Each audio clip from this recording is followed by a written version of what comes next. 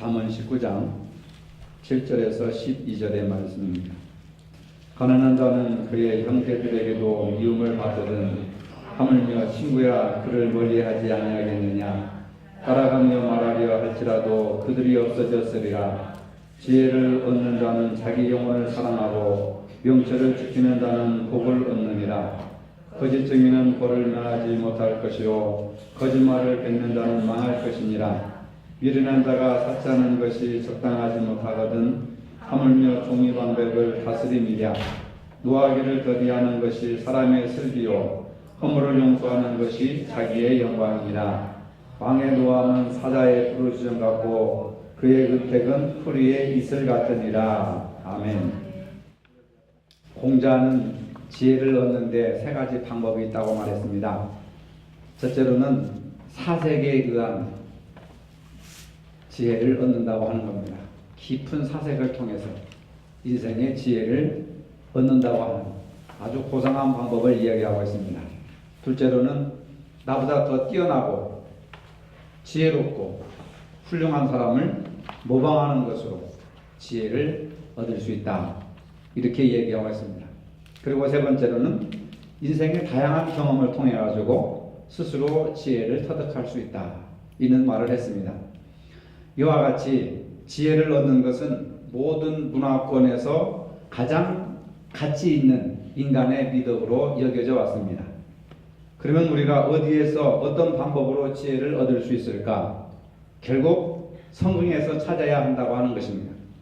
잠언을 지혜서라고 합니다. 잠언은 31장으로 구성되어 있는데 지혜라고 하는 단어가 41회나 언급되어 있습니다. 한 장에 한 번 이상씩 지혜를 언급하고 있는 것으로 봐서 지혜가 얼마나 귀하고 또 중요한 것인가 하는 것을 강조하고 있습니다. 원칙적으로 지혜는 그것을 얻기를 바라는 자에게 누구든지 개방되어 있지만은 실제로 지혜를 얻을 수 있는 사람은 정직하며 행실이 온전한 사람에게 제한되어 있다고 하는 겁니다. 지혜를 얻을 수 있는 방법은 누구나 다 개방되어 있습니다. 그러나 아무나 지혜를 얻는 것이 아니라 정직하게 살고 행실이 온전한 사람들이 지혜를 얻는다고 제한시켜 놓고 있다고 하는 겁니다.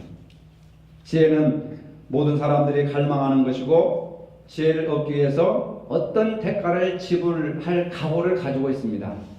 그러면 본문에서 말하는 지혜는 어떤 것인가? 지혜는 잠언 1장 7절에서 나타나고 있는 것처럼 여호와를 경외하는 일로부터 시작하는 것입니다. 여호와를 경외하는 것이 지혜의 근본이다. 하나님을 경외하는 것이 지혜의 근본이다 라고 이야기하고 있습니다. 여기서 경외라고 하는 말은 단지 하나님이 무서운 심판의 왕, 그래서 공포심에 사로잡혀서 교회 나오고 공포심 때문에 헌금하고 기도하고 그러는 것이 아니라는 겁니다. 공포심으로 하나님을 바라보는 것이 아니라 공경하는 마음에서 우러러 나와가지고 거룩한 두려움을 갖는다고 하는 겁니다.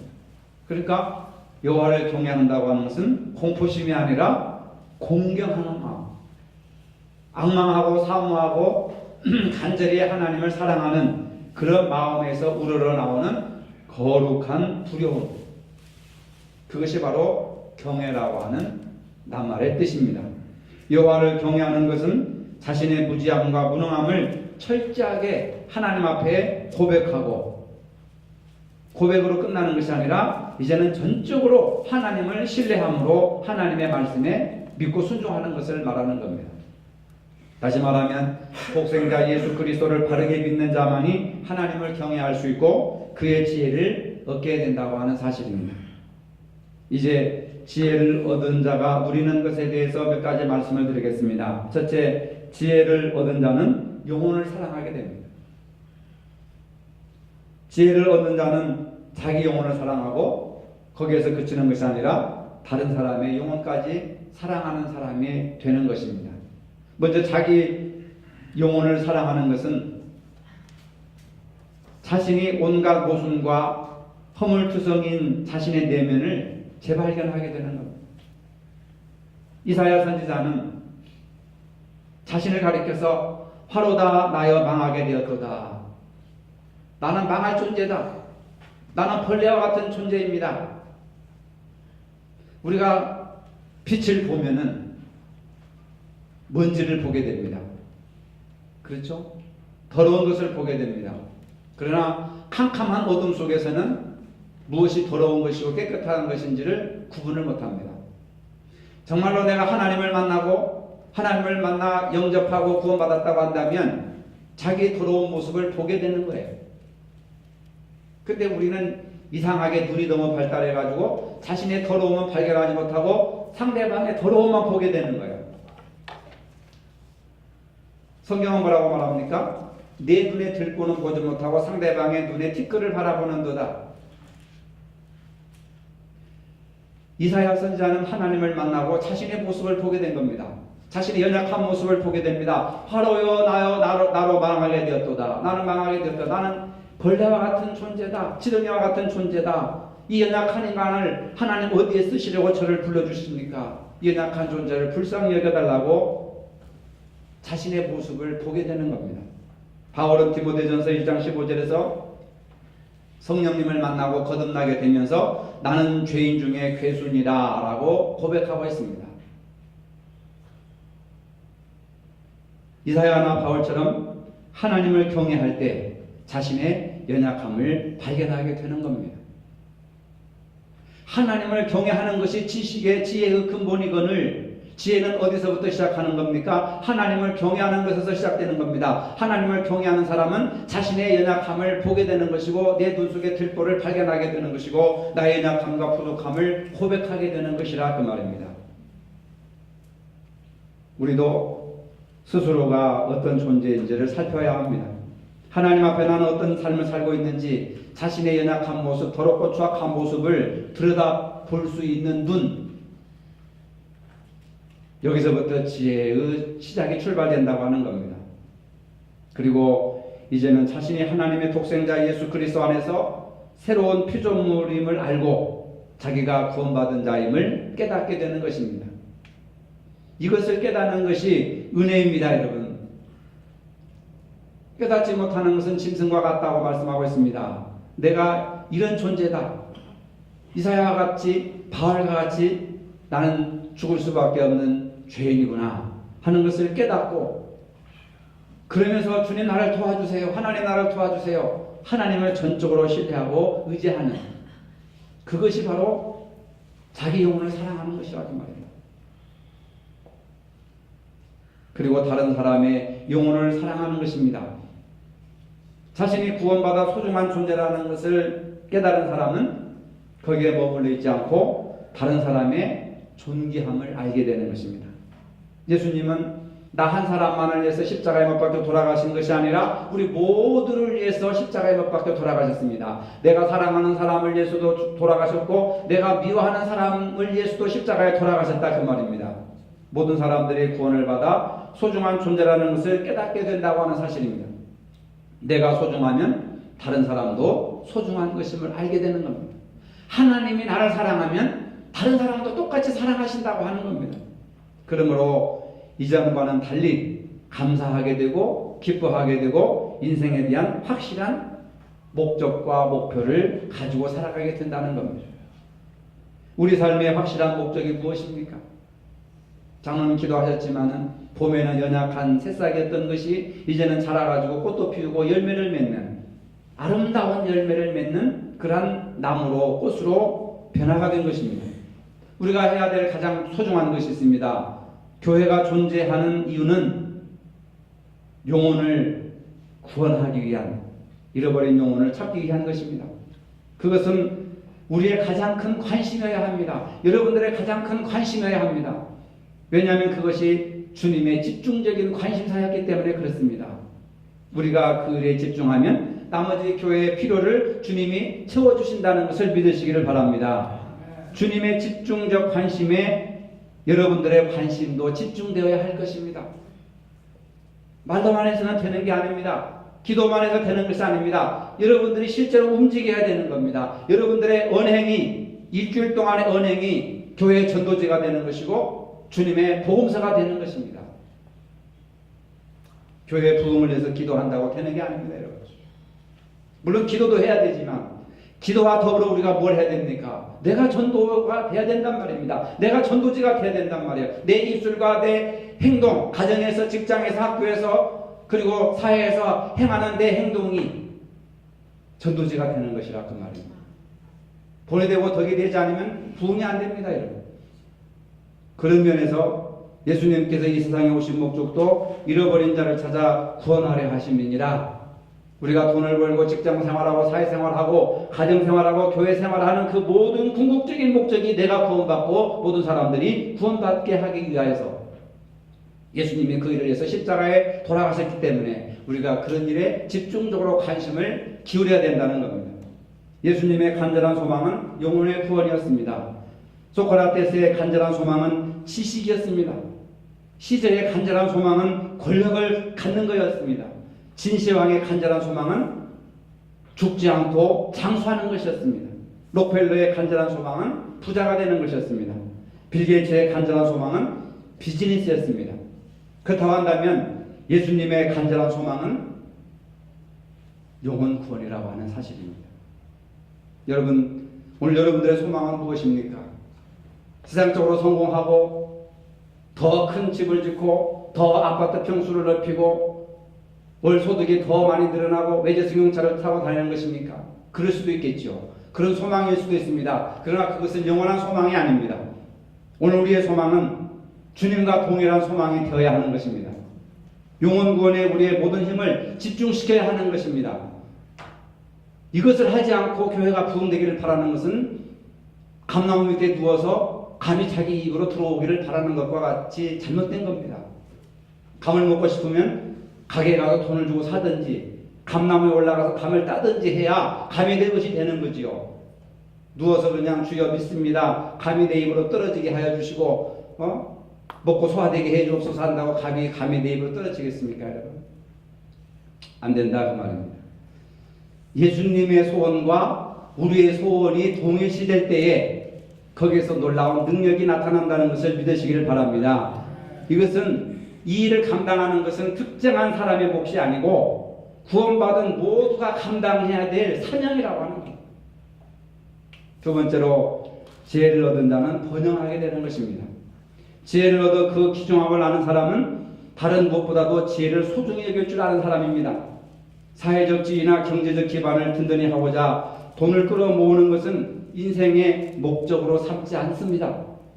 그러한 행위는 아직도 지혜를, 성경에서 말하는 지혜가 뭔지를 모르는 사람들입니다. 하나님은 지혜, 곧 하나님을 경외하는 그 도리를 중히 여기시고 하나님을 진정으로 경외하는 사람들에게 진정한 번영을 허락하신다고 하는 겁니다.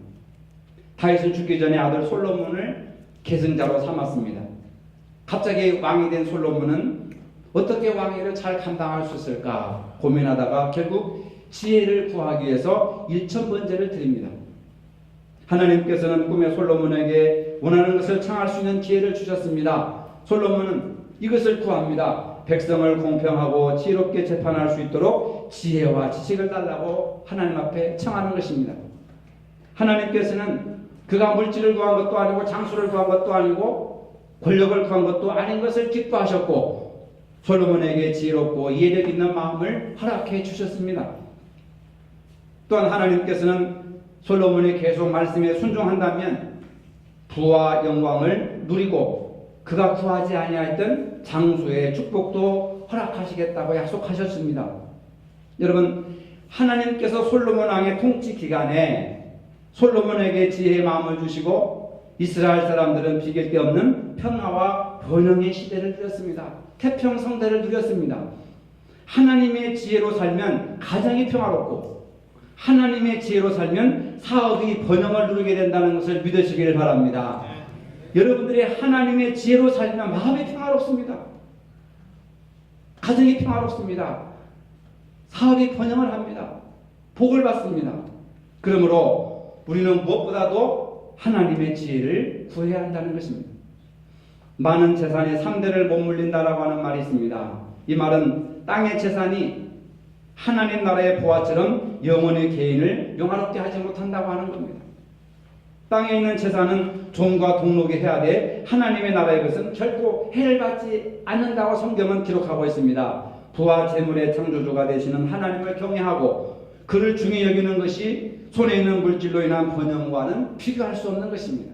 하나님이 복의 근원이신 것이고 그 하나님으로부터 받는 복이어야 번영의 물줄기가 흐르는 것과 같은 그런 축복을 누리게 된다고 하는 겁니다. 그러므로 우리는 여호와를 경외하는 지혜를 사모해야 한다는 것입니다. 그래야 하나님께서 번영의 축복을 허락하시는 겁니다. 그러니까 여러분들 물질을 구하기 전에 부자 되게 해주세요, 대박나게 해주세요 하기 전에 하나님을 경외하고 그렇게 살아가면 하나님께서 번영의 복을 주시는 거예요. 세 번째로 지혜를 얻은 자는 분노를 잘 다스리게 하는 겁니다. 우리는 누구나 사람들이 화내는 것을 종종 보게 됩니다. 우리 자신도 화를 낼 때가 있습니다. 사람들은 분노가 나쁜 감정이라고 생각하지만 때로는 화를 낼 만한 타당한 이유가 있다고 느끼기도 합니다. 특히 자신이 옳다고 여기는 기준을 누군가가 침범했다고 생각하면 자존심이 상했다고 화를 내는 것입니다. 바울은 누구나 화가 날 수 있지만은 그러나 에베소서 4장 26절에서 이렇게 말하고 있습니다. 분을 내어도 죄를 짓지 말며 해가 지도록 분을 품지 말고 마귀에게 틈을 주지 마라. 이런 말을 하는 겁니다. 가인의 마음에 분노가 있어서 동생 아벨을 살인하게 되는 것입니다. 결국 분노라고 하는 것은 사람을 죽이는 것입니다. 사람을 죽이는 것은 상대방을 죽이는 것이 아니라 결국은 자기 자신에게 보복을 하는 것과 마찬가지인 것입니다. 바울은 계속해서 말합니다. 너희는 모든 악독과 노함과 분냄과 떠드는 것과 비방하는 모든 악의와 함께 버리고 서로 친절하게 하며 불쌍히 여기며 서로 용서하기를 하나님이 그리스도 안에서 너희를 용서하신과 같이 하라. 이렇게 살아가는 것이 지혜다 이 말이에요. 믿는 자의 지혜. 믿는 자만이 누릴 수 있는 번영을 누릴 수 있고 믿는 자만이 자기 감정을 통제할 수 있는 지혜를 바로 바울은 얘기하고 있다 이 말입니다. 따라서 바울은 화를 내지 말라고 그리스도인들에게 권고하고 있습니다. 혹시 어쩔 수 없이 화가 났을 경우에라도 그것이 죄가 되지 않도록 죄와 연결시키지 말고 그날 감정은 그날 처리해버려라 하는 것입니다. 그 대신 어떻게 살라고 말하고 있습니까? 서로 친절하며 따라해서 친절하며 불쌍히 여기며 용서하는 삶을 살라. 여러분 스스로 친절하다고 생각하십니까? 오늘 아침에 교회 오셔서 친절하게 인사하셨습니까? 현상금 걸어놓은 범인 쳐다보듯이 이렇게. 우리 한국 사람들이 친절하지 못해요. 그죠? 외국 사람들은 그냥 눈만 마주쳐도 웃어요. 조금만 옷기만 스쳐도 땡큐, 땡큐. 감사합니다, 감사합니다. 우리는 도저히 우리 한국 사람들은 유교적인 전통에 있어서 그런지 그냥 굉장히 경직해 있어요. 생각이 굳어 있고 말이 굳어 있고 행동이 굳어 있고 그래가지고 굉장히 바위처럼 딱딱해가지고 어색하고 분위기가. 여러분 바울은 친절하게 살아갑시다. 그 다음에 서로 불쌍히 여깁시다. 그 다음에 서로 용서하는 삶을 살아갑시다. 이게 지혜라고 하는 거예요. 이게 여러분 이제 앞으로 기도의 제목을 뭘 주시옵소서 하지 마시고 아버지 좀 친절하게 살게 도와주세요. 누가요? 저 집사님이 그럴 것이 아니라 누가요? 내가 좀 친절하게 해주세요. 아니 나를 보고도 웃지도 않아 교회 와도. 아니 좀 목사를 보고 좀 웃어야죠.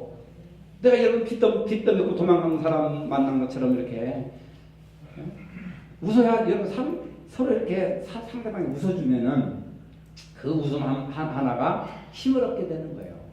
그렇죠? 용기를 얻게 되고 또 감사하게 되고 아 나를 보고 웃는구나. 그래서 나는 강아지를 평생 키우려고 합니다. 왜? 집에 가면요 나 얼마나 반가워하는지 몰라요. 이 세상에서 우리 마누라도 나를 그렇게 반가워하지 않거든요. 나도 마찬가지고. 그러니까 내가 가면은 그냥 어쩔 줄을 몰라요. 어쩔 줄을 몰라요. 얼마나 고마워요. 아, 내 존재를 보고 저렇게 고마워하고 기뻐하고 질도하고 감격하고 막 그런 생명체가 이 지구상에 어디 있어요. 그러니까 사랑하게 됐고 돌봐주고 아껴주고 다 뒷바라지 해주는 거예요. 그래서 우리는 사람을 만났을 때는 경계하잖아요. 여러분 절대로 경계하지 마세요. 여러분 물건 안 훔쳐가니까 교회 와서라도 서로 친절하게 합시다. 우리보다 연약한 사람이 있으면 불쌍히 여기십시다. 우리에게 잘못이 있는 사람을 용서합시다. 이게 지혜를 얻은 자의 삶의 모습이라는 겁니다. 오늘 본문 11절에 지혜를 가진 자가 자기를 절제할 수 있다고 말합니다. 자기의 마음을 자유자재로 조절할 수 있는 사람은 성을 빼앗은 용사보다 더 큰 용사라고 하는 겁니다. 근데 우리는 무기력합니다. 감정을 통제하지 못합니다. 자기를 통제하지 못한 사람은 마치 브레이크가 고장난 자동차와 같이 매우 위험한 사람입니다. 무슨 짓을 저지를지 몰라요. 그러나 우리가 이제까지 자기를 통제하는 데 실패해온 사람이라 할지라도 하나님과의 본래적인 관계로 돌아오기만 하면 언제든지 자기 통제가 가능해지는 사람이 되는 것. 그게 바로 절제의 능력이에요. 성령의 9가지 열매 중에 절제의 열매가 있는 겁니다. 그리스도인은 혈기를 드러내므로 여러 가지 인간관계가 단절되기도 하고 사람과의 관계가 단절되면 하나님과의 관계도 자연히 단절돼 버리는 겁니다. 오직 성도는 자신의 분노의 감정을 예수 그리스도의 이름으로 당당히 다스리고 물리쳐야 될 줄로 믿습니다. 네 번째로 지혜를 얻은 사람은 허물을 용서할 줄 아는 겁니다. 제가 설교를 준비하다가 감동적인 이야기를 발견하게 되었습니다. 실제 있었던 이야기인데 김푹이라고 하는 이름을 가진 저희는 베트남 사람입니다. 월남 당시 살을 태우는 미군의 네이팜 폭탄이 떨어져서 온 마을이 다 불바다가 되었고 많은 사람들이 죽었습니다. 근데 이 여자아이는 발가벗고 그 마을을 도망쳐 나왔어요. 그가 유명한 인사가 된 것은 우연히 종군 기자의 카메라에 그 도망치는 모습이 찍혀서 전 세계로 신문에 보도되었기 때문에 아마 여러분들이 한 번쯤 보셨을 겁니다. 보면 저 그림 하고 기억나실 것입니다. 근데 얼마나 큰 트라우마가 있고 상처가 있고 아픔이 있었겠습니까? 근데 1996년 워싱턴에서 월남전 기념비 제막식이 있었는데 그 김푹 여인이 초청되어서 연설을 하게 됐습니다. 많은 사람들을 모아놓고 연설을 하게 됐습니다. 그녀는 연설에서 민간인 마을에 폭탄을 투한 비행기 조종사를 만나면 그를 용서할 것이라고 연설에서 얘기를 했습니다.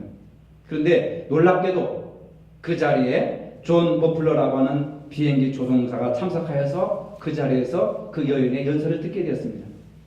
근데 연설을 들으면서 이 조종사가 너무 괴롭고 힘들어가지고 앉아있을 수 없어 벌떡 일어나 소리쳤습니다. 정말 죄송합니다. 제가 그 조종사입니다. 저의 오판으로 고통을 드려서 정말 죄송합니다. 죄송합니다.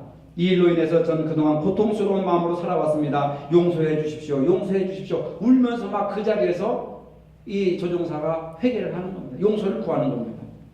근데 연단에서 이 말을 듣고 있던 김쿡이라고 하는 여인이 깜짝 놀랐습니다. 그러면서 용서합니다. 괜찮습니다. 저는 다 용서합니다. 용서합니다. 순식간에 벌어진 이 깜짝 놀라는 일들을 보고 많은 사람들이 눈물을 흘리면서 모두가 다 기립하면서 우리와 같은 박수를 보냈습니다. 자기와 가족에게 평생 지울 수 없는 흉터와 그리고 수많은 민간인들을 학살한 그 당사자인 이 김푹 여인이 그 살인자와 같은 비행기 조종사를 어떻게 용서할 수 있었는지 당시 신문은 그녀가 월남전 이후에 예수를 믿고 그리스도인이 되었다고 하는 겁니다.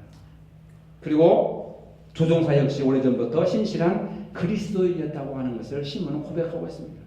이들이 그리스도인이었기 때문에 용서를 구할 수 있었고 이 여인이 그리스도인이었기 때문에 용서할 수 있었다. 신문은 이렇게 평가를 하고 있더라고요. 예수님이 누구인지 정말 예수를 믿는 사람만이 용서할 수 있습니다. 예수를 아는 사람은 용서를 못합니다. 그러나 예수를 경험한 사람은 용서합니다. 사랑이 뭔지를 아는 사람은 용서를 못합니다. 그러나 사랑을 경험해 본 사람은 용서합니다. 십자가를 아는 사람은 용서를 못합니다. 그러나 십자가를 경험해 본 사람은 용서할 수 있다 그 말입니다. 왜? 내가 그 아버지의 사랑으로, 그 예수님의 사랑으로, 그 십자가로 내가 죽었던 내가 나를 구원하셨고 내가 용서받았기 때문에, 용서받은 사람만이 용서할 수 있는 거예요. 주님께서는 마태복음 18장 22절에 7번뿐 아니라 7번을 70번까지라도 용서해 주어라. 무한대로 용서해 주어라. 이렇게 말씀하고 있습니다. 진정한 믿음 생활을 하는 사람만이 다른 사람의 허물을 용서해 줄 수가 있다고 하는 겁니다.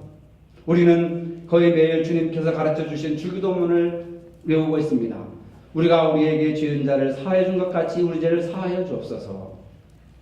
그렇지만은 이 기도가 가장 형식적이고 반복과 습관에 치우쳐 있는 그러한 기도로 전락하기가 너무나도 쉽습니다.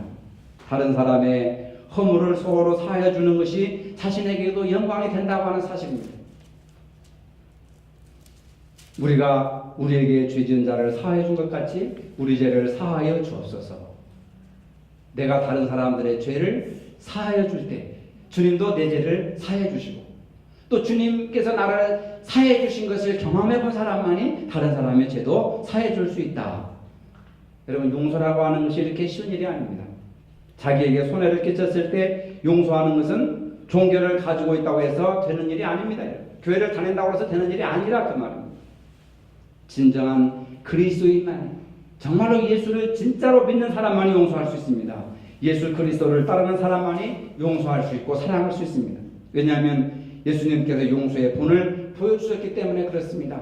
아직도 여러분들이 이 설교를 듣고 있는 이 시간에도 마음속에 가까운 친척이나 친구나 주변의 사람들을 용서할 수 없고 사랑할 수 없는 사람이 있다고 한다면, 예수님이 나를 용서하신 것처럼 우리가 용서받을 자격이 있었습니까? 용서받을 수 없는 그런 죄인이지만 그럼에도 불구하고 조건을 제시지 않으시고 나를 용서하시고 사랑하시고 용납하신 것처럼 여러분도 그렇게 하라고 주님께서 오늘 말씀하신다 그 말입니다.